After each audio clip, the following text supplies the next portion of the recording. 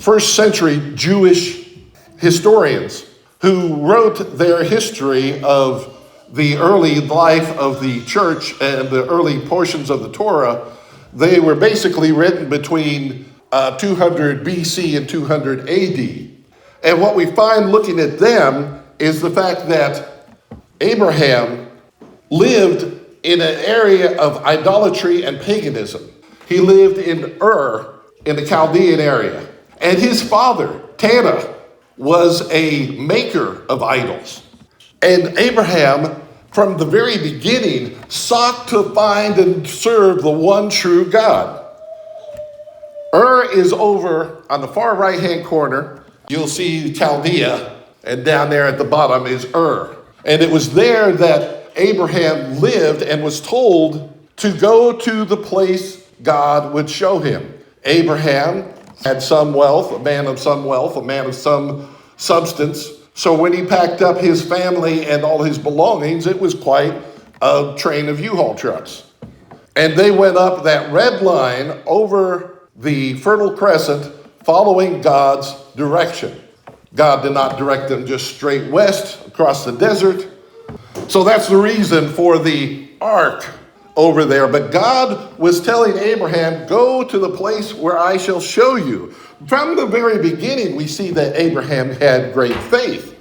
But Abraham was also told in the very next verse, after he was told, take your people and go where I'll show you, he was said, this was God speaking, I will make you into a great nation.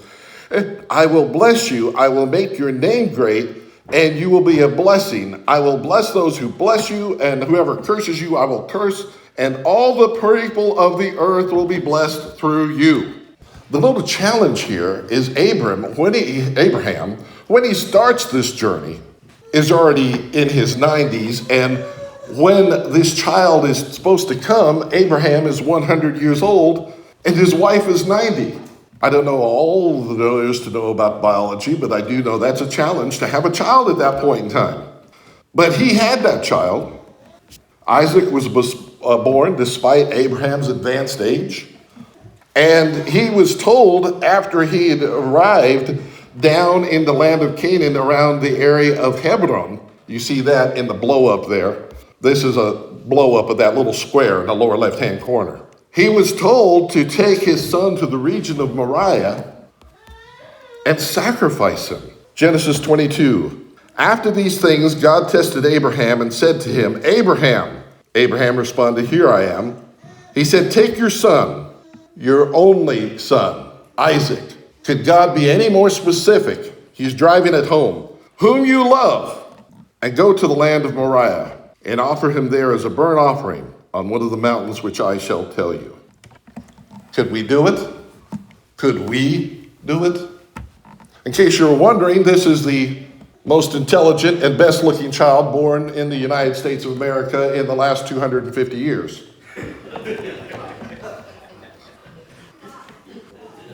And bearing in mind that his father is a retired soldier and his mother is a redheaded Cajun with anger issues, and I'm his grandfather, and I fight the devil for a living, all the demons of hell and the North Korean army could not harm that child. But what if God told me to take him and sacrifice him? You see, I think that's the very point. Let's skip back to the story here. So Abraham rose early in the morning, saddled his donkey, and took two of his young men with him, and his son Isaac. And he cut the wood for the burnt offering, and arose and went to the place of which God had told him. On the third day, Abraham lifted up his eyes and saw the place from afar. You have to understand, this was not Abraham's first experience with God. Abraham had bargained with God for the people of Sodom. He was really bargaining for Lot's life. Now, who was Lot to Abraham? When Abraham was living in Ur, he had two brothers, one of whom was Haran. Haran died there in Ur. And when Terah, Abraham's father, and Abraham left, he took Lot with him, his nephew. And they traveled and they stopped. They stopped there at the very top of the map. You'll see a town called Haran. And they stayed there until Terah died, Abraham's father. I believe that town was named after Haran, his brother.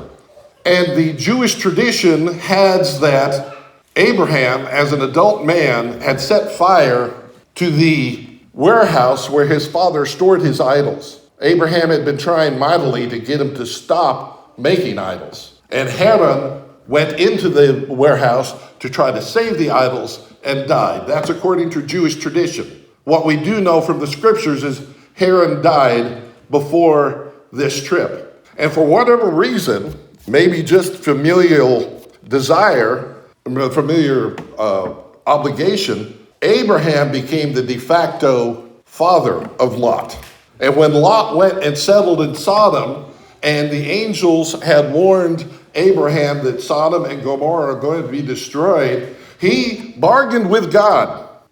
He said at one point during this bargaining, "Will not the judge of all the earth do right?" This is the faith that Abraham had in Almighty God. So I believe that Abraham knew that Isaac would not die. That the point was not to get Abraham to be obedient. Abraham was already going to be obedient through the faith he had in God. Then Abraham said to his young man, this is verse 5, "Stay here with the donkey. I and the boy will go over there and worship and come again to you." And Abraham took the wood of the burnt offering and laid it on Isaac his son. And he took in his hand the fire and the knife. So they both went on together, and God stopped them right there and said, "That's enough." No, that's not what happened. And Isaac said to his father, "Abraham, my father." And he said, "Here am I, son." He said, "Behold the fire and the wood, but where is the lamb for the burnt offering?" Abraham said, "God will provide for himself the lamb for a burnt offering, my son." So they both went on together. And the angel of God never called out to Abraham to stop him until Abraham was ready and just at the very cusp of sacrificing his son Isaac. So what is the point if Abraham already knew that God would save his son? When they reached the place God had told him, Abraham built an altar there and arranged the wood on it. He bound his son Isaac and laid him on the altar on top of the wood. Then he reached out his hand and took the knife to slay his son. But the angel of the Lord called out to him from heaven, "Abraham, Abraham." "Here I am," he replied. "Do not lay a hand on a boy." He said, "Do not do anything to him. Now I know that you fear God because you have not withheld from me your son, your only son." Abraham had proven himself, but at what cost? Abraham had been ready. Isaac had seen it happen. What was the point? Folks, the point was this. This was not an exercise aimed at Abraham or Isaac or the two young men that went with them. The audience for this exercise was you and I. We needed to know what it was that God did when he sent his son to die in our stead. It's too easy. It's too easy to just say God is almighty and he sent a part of himself who suffered and died, but it's too easy to just dismiss it as almighty power of the deity in coming and suffering. What God is doing here, what he's placing in our hearts, is the fact that he was sending his son.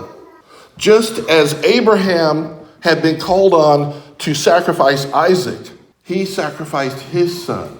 God is showing us the humanity of his heart, the completeness of the sacrifice that he made. When it makes us so aghast to think about sacrificing a child, God is saying, now you know what I have done for you. I sent my son. Jesus was sent to this earth to die, not just by Almighty God, but by a Father. I can imagine it, but I can't really fathom it. God asked the Old Testament prophets at various times to do various things that seemed crazy. Friends, the sacrifice of Isaac was commanded to get our attention. God does not order the sacrifice of human beings. That's not the point at all. It was not to antagonize or aggravate or terrorize Abraham or Isaac. It's to show us the depth of the heart of a father who sent his only son to die for you and for me. Let's be standing.